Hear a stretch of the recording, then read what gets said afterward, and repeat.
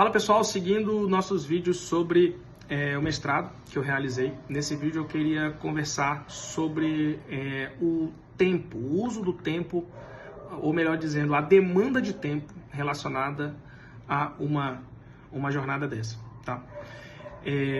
Quando a gente, claro, né, todos que estão pensando no mestrado já fizeram pelo menos uma graduação, e eu acho que é um ponto bem interessante para a gente comparar. A graduação, você consegue, né, até a pós-graduação, existem pós aí, né, que, com todo respeito, né, aos que não se inserem, mas assim, existem cursos que realmente não vale a pena, não vale o dinheiro, não vale nada, né? Você consegue fingir que faz o curso e ponto final, uma venda de certificação, infelizmente, né? Agora, no mestrado, não dá para fazer isso, tá?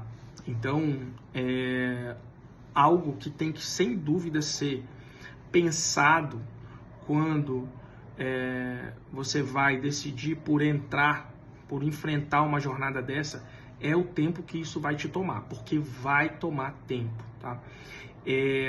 As atividades do mestrado, e claro, eu fiz o mestrado na Unimar, como imagino que a maioria já sabe, e claro que teremos variações de instituições para instituições, temos variações de professores para professores, né? Então, as variações são absolutamente necessárias, mas a natureza é a mesma, né? Então, as atividades, em regra, elas apenas se concluem durante as aulas. Então, você tem configurações diferentes de aulas, isso é importante considerar também quando você vai, estou pensando em cursar o mestrado ali. Como é que acontecem essas aulas? Quando? Aqui na Unimar, por exemplo, elas são concentradas no final de semana. Então, elas começam na quinta-noite e vão até o sábado à tarde. E aí às vezes passam algumas semanas sem aula e depois outra jornada dessa. Então, quando você tem uma jornada dessa de aulas, a não ser, claro, a primeira, que em regra, quando você tem a primeira aula, você ainda não teve nenhum contato, o professor vem, traz a regra do jogo, apresenta materiais para você poder estudar e tal. Fora o primeiro encontro, isso colocando como regra geral, os demais encontros, eles são encontros de conclusão, digamos assim, de uma jornada, ainda que você não esteja envolvido naquilo ali. Por exemplo, o famosíssimo seminário. Você tem lá uma quantidade X de alunos, o professor vai, divide determinados temas, e seminário basicamente é o aluno que vai dar aula, entendeu? Então você pode ter uma divisão que, por exemplo, na próxima aula desse professor não vai ser você que vai ser o responsável pelo seminário, ou seu grupo, né, ou sua dupla, enfim. Mas na outra vai. Então,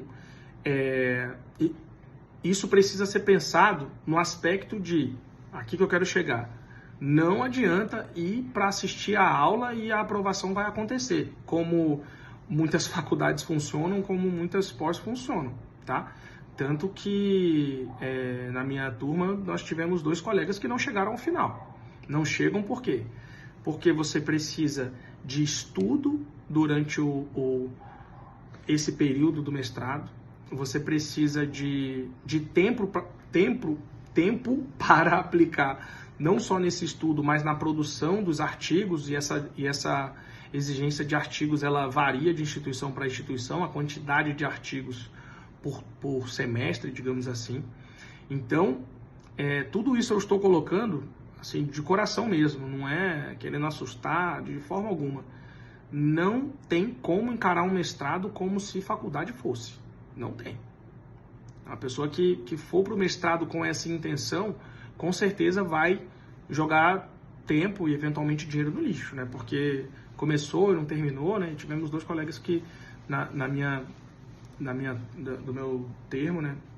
Que passaram por essa situação, não chegaram ao final, né? Porque realmente não entregou a atividade, não apresentou, a nota não vai existir, tá? E essas atividades, o que acontece? Elas são atividades que muitas vezes elas são profundas. Vou dar um exemplo. Teve um tema vou dar um exemplo assim de algo que fica mais fácil de ver no sentido que eu falei do seminário, né, da aula que os alunos dão. O professor, ele traz os temas pré-definidos e cada um ia dar uma aula sobre o tema de 45 a 50 minutos. Os temas eram pré-definidos, não é o colega que escolhe, olha, escolhe aí uma aula de 50 minutos para você dar um tema que você goste. Não, os temas vêm.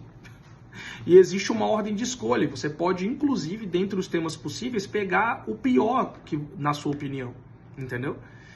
E são temas que só, às vezes, por um acaso, você vai ter conhecimento sobre aquilo ali. Às vezes, você não vai ter conhecimento nenhum sobre aquilo ali. Então, o ponto que eu estou colocando aqui é o seguinte. Imagine você receber a tarefa de dar uma aula de 45 minutos sobre um assunto que você não sabe nada. Você vai ter que falar sobre isso por 45 minutos. Entende onde eu quero chegar? Isso vai exigir uma preparação que vai demandar tempo de verdade. Não é assim, vou dar uma olhada num resuminho aqui, vou dar uma olhada numa sinopse. Não. Para dar aula sobre o tema, você vai ter que se aprofundar sobre o tema. Você vai ter que estudar efetivamente, você vai ter que dominar efetivamente o tema. Né? E os artigos? O artigo é de quantas páginas e tal. Então, o artigo é de 10, é de 15, é de 20 páginas. Não tem como você escrever isso tudo sem saber nada sobre o tema. Ainda que você faça um trabalho de qualidade medíocre, isso vai demandar tempo. Isso vai demandar. Você vai ter que ler, você vai ter que pesquisar, tá? Então, eu diria que para quem eventualmente chega à conclusão de que o mestrado faz sentido para si mesmo, esse juízo a respeito do tempo a ser investido, ele tem que ser absolutamente sério, tá? Tem que ser muito sério, para não acontecer do colega, de repente, se frustrar e acontecer essas situações que eu coloquei aqui. Então, a demanda de tempo, ela é considerável, tá? E aí, claro, eu coloco parâmetros aqui, mas esses parâmetros, eles são, como eu coloquei, eles variam de professor para professor, naturalmente vão variar de instituição para instituição. O mestrado na Unimar, pelo menos a experiência que eu tive, né, isso pode mudar, inclusive, com o passar do tempo, é um artigo por matéria. Esse artigo, se eu não me engano, 15 a 20 páginas, e depois tem a dissertação. A dissertação não considero pesado, a dissertação são 120 páginas. É bastante coisa, mas você faz a dissertação num momento em que você não está tendo aulas mais, certo? Dá para fazer esse encaixe mais ou menos. Então não é algo assim que você está sendo puxado pelos cabelos, entendeu? Que é a questão do seminário e a questão dos artigos que são escritos durante o curso, eles têm prazos, né? Olha, a data de apresentação é agora, sábado, se vira. É a vida acontecendo, filho chorando, trabalho e no final de semana é seminário. Prazo de artigo, geralmente esses prazos de entrega são um pouco depois da última aula. Então, você tem um prazo, você tem, né? Aí o pessoal vai dar uma chorada lá, às vezes o professor adia uma semana, adia 15 dias, mas vai ter que ser entregue. E são trabalhos que como eu coloquei aqui, né? Não vou dar uma lidazinha ali, vou dar uma enrolada aqui no professor, vou escrever à mão, aquelas bobeiras de faculdade, né? Escrever à mão para ficar maior. Não existe, entendeu? Artigo, ABNT, digitado, letrinha por letrinha, entendeu? Então, a questão do tempo, ela precisa ser considerada com muita, mas muita seriedade mesmo, tá? E eu confesso que, isso aqui eu confesso para vocês que quando eu entrei, eu não tinha ideia, eu não tinha essa real ideia, tá? Essa real noção.